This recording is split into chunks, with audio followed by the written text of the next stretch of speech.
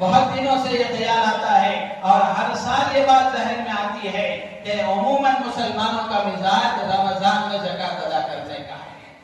رمضان میں زکوٰۃ ادا کرنے کا ہے، اور چونکہ رمضان میں مسلمان زکوٰۃ ادا کرتے ہیں اس لیے مدارس کے جو سفراء ہیں، مدارس کے جو نمائندے ہیں، وہ رمضان کے مہینے میں دور دور سے سفر کر کے رمضان میں زکوٰۃ کی وصولی کے لیے آتے ہیں۔ اتنی اچھی بات ہو جائے کہ شعبان کے مہینے میں مسلمانوں کا یہ مزاج بن جائے کہ شعبان کے مہینے میں وہ زکوٰۃ ادا کریں گے، تو یہ مدارس کے سفراء اور نمائندے شعبان کے مہینے میں اپنی زکوٰۃوں کو وصول کر کے مدارس کا ان کا انتظام ہو جائے گا، تو وہ رمضان اپنا رمضان بھی صحیح طریقے سے گزار سکیں گے۔